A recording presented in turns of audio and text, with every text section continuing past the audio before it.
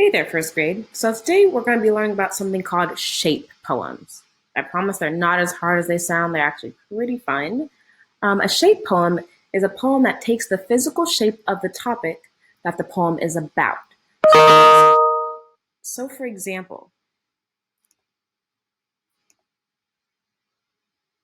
this poem is in the shape of a rainbow. And so instead of just writing a normal poem left to right, like a book, they decided to put it in the shape of a rainbow and even include the colors. So this poem reads red, sweet as honey, bitter as blood. Orange, fluttery as fall, still as a stone. Yellow, loud as a trumpet, soft as a petal. Green, rough as a pine cone, smooth as a lake. Blue, my color, just like the sky. Indigo, bright as the moon, dark as the night. Purple, weak as a flower, strong as courage. Rainbow. Let's look at a couple more examples.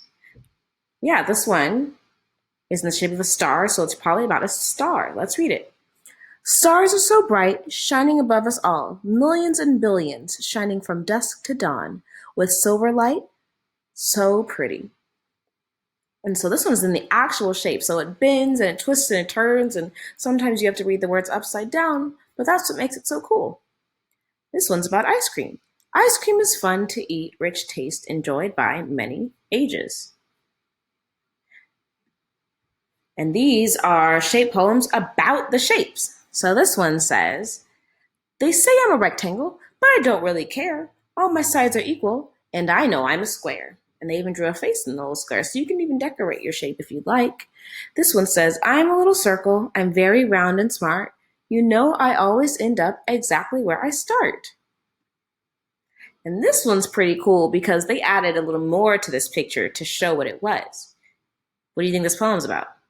Yeah, toothpaste. And so they drew the whole bottle in the top here, and it says, toothpaste twirls and twists as it telescopically tumbles through the tube.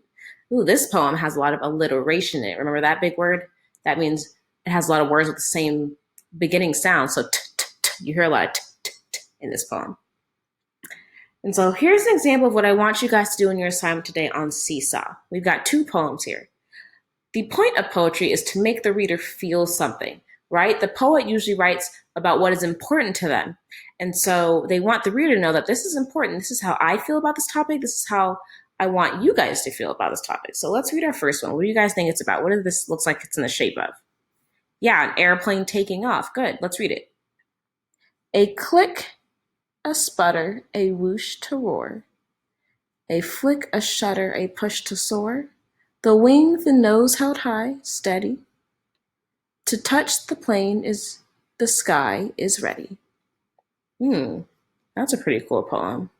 And then this one, ooh, yeah, I see a little spider hanging off it. I think this one's going to be about a spider or a spider web.